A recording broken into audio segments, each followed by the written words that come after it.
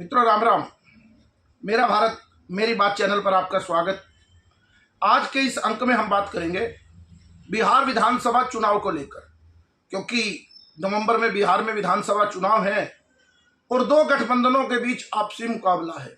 एक गठबंधन एनडीए का जिसमें मुख्यमंत्री नीतीश कुमार है और दूसरा महागठबंधन जिसमें तेजस्वी यादव और अन्य पार्टियां और जिसमें राहुल गांधी भी हैं। अब लगता है कि क्या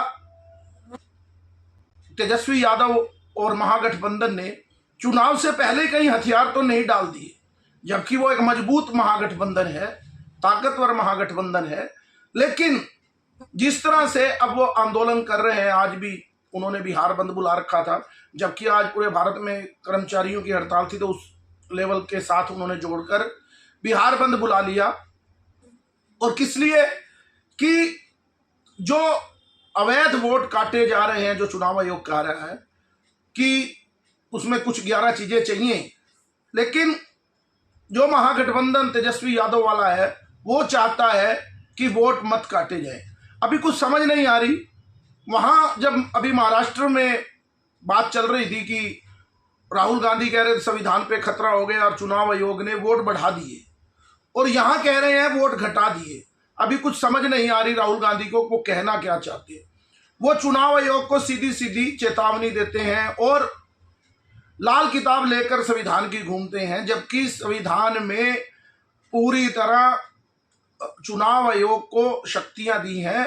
और ये होना भी चाहिए कि कोई भी व्यक्ति गलत वोटर, यानी कि चुनाव आयोग ये चयन करे बढ़िया ढंग से कि कोई भी गलत आदमी वोट ना डाल पाए और कोई भी व्यक्ति वोट से वंचित ना रहने पाए। दोनों जिम्मेवारियां चुनाव आयोग की हैं।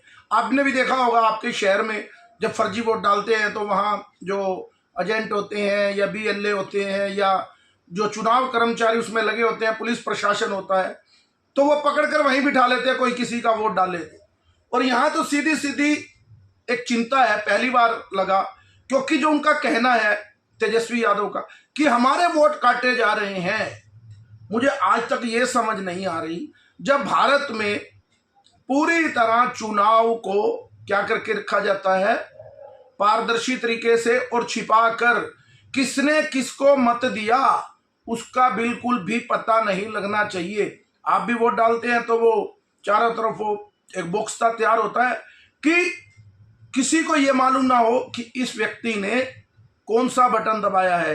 लेकिन तेजस्वी यादव राहुल गांधी के पास कोई विशेष मशीनरी है, जो वो ये कह रहे हैं कि हमारे वोट काटे जा रहे हैं।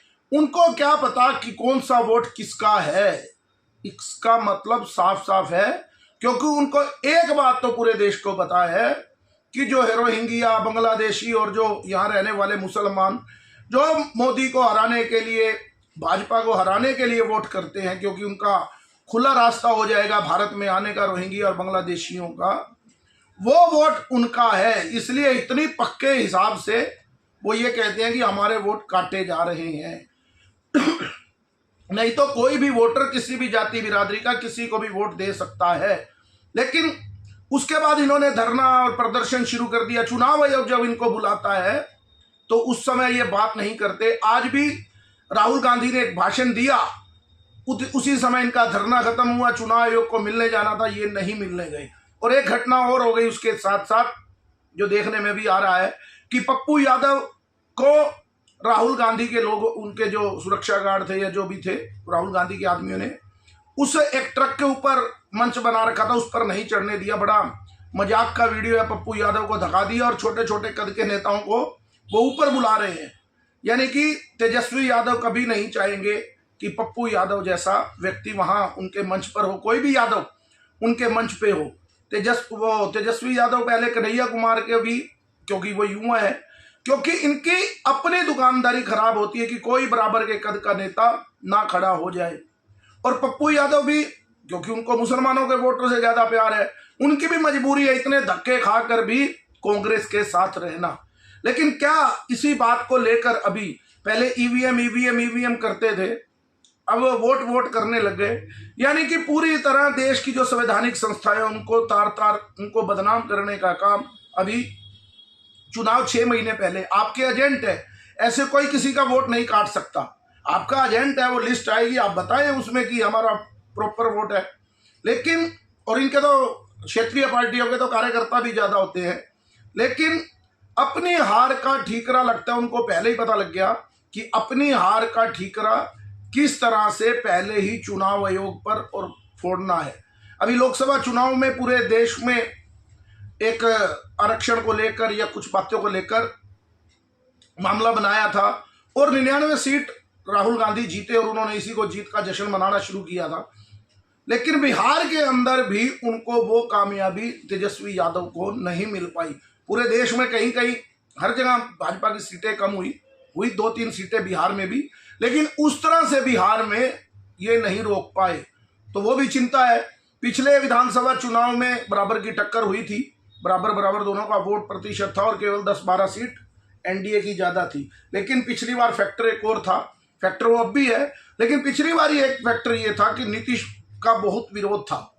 इस बार नीतीश का उस तरह विरोध तो नहीं है, लेकिन नीतीश की जो एंटी इनकम्बेंसी इस बात को लेकर केवल है कि वो उम्र बहुत हो गई है उनकी। लेकिन पिछली बार उनके विरोध में काफी लोग थे, लेकिन उसके बावजूद भी जो सबसे बड़ा कारण था पिछली बार वो था चिराग पासवान का अलग होकर चुनाव लड़ना। इस बार वो एनडीए में ही शामिल है अभी तक, तो देखो कल को क्या होता है। तो उस ताकत को और बड़ा करता है जैसे लोकसभा चुनाव में था।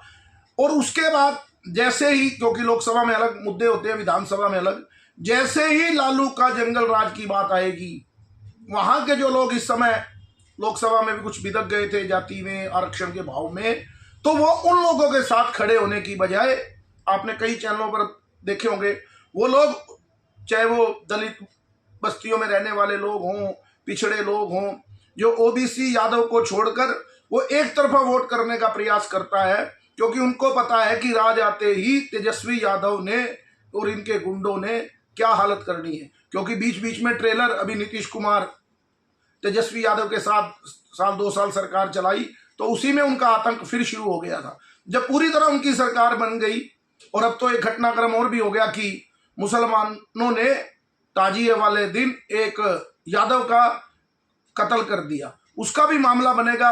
लगता है इस समय तेजस्वी यादव और राहुल गांधी एंड कंपनी, क्योंकि राहुल गांधी को इनका है कि बड़ा नेता बनाने के प्रयास में आज भी उन्होंने बिहार भेज दिया। कितने चुनाव से वो चुनाव हार रहे हैं लोकसभा के बाद। मुझे तो लगता नहीं कोई वो चुनाव जीते भी हों लोकसभा के बाद, क्योंकि अगर जम्मू कश्मीर में जीते थे तो वो अब्दुल्ला की पार्टी जीती थी, इसमें कांग्रेस का तो प्रदर्शन बहुत बेकार रहा, और महाराष्ट्र में आपने देखा, हरियाणा में देखा। लेकिन जो अच्छी बात यह है कि देश में एक बात तो क्लियर हो रही है कि ये वोट किसके और किसके बनने चाहिए, किसके कटने चाहिए, ये तो हर जगह होना चाहिए। और हम तो कहते हैं कि हर वोट को क्लियर आधार के साथ जोड़ के, जिनके ओरिजिनल आधार है, क्योंकि आधार भी झूठे बनते हैं, क्योंकि कुछ लोग गांव में ही वोट बनवाते हैं, शहर 3-3 बूथों पे। हम भी ऐसे प्रूफ दे सकते हैं हमारे पास, हमारे परिवारों में ही है। एक बार उनकी शादियां हो गई, वहां भी वोट बना हुआ है, दूसरे मोहल्ले में शादी हो गई, वहां भी है, 2-2 बार वोट डाल लो। ऐसी परिस्थितियां होती ही होती हैं हर जगह। तो एक सा सिस्टम पूरा, अभी तो देश में लोकसभा और विधानसभा की लिस्ट एक नहीं है, तो ये चुनाव सुधार होना भी बड़ा जरूरी है। अभी पप्पू यादव एक टीवी पर बैठ गए थे, कह रहे थे 11 साल से रोहिंग्या के वोट बन रहे हैं, अब क्यों रोके जा रहे हैं। यानी कि कोई भी किसी भी समय कोई सुधार की गुंजाइश हो। आज से पहले तो देश में इस तरह का सड़कों का जाल नहीं था, तो अब कैसे होना चाहिए। वैसे उनकी पार्टी के लोग ही हैं, कन्हैया कुमार, वो कह रहे थे कि मोदी जी यहाँ पर इतनी सड़कें, इतने हाईवे क्यों बना रहे हैं, क्योंकि वो यहाँ का पानी ले जाएंगे। यानी ऐसी बेतुकी बातें विकास को लेकर ये महागठबंधन और कांग्रेस के बड़े बड़े पीएचडी करने वाले कन्हैया कुमार जैसे नेता करते हैं, तो उनसे इनकी हालत समझ में आ सकती है कि बिहार में किस तरह का वातावरण तैयार चुनाव को लेकर हो रहा है। ये रस्साकशी चलती रहेगी। आज के अंक में इतना ही। मेरे इस चैनल को लाइक कीजिए, सब्सक्राइब कीजिए और ज़्यादा से ज़्यादा शेयर कीजिए। भारत माता की जय, वंदे मातरम, जय श्री राम।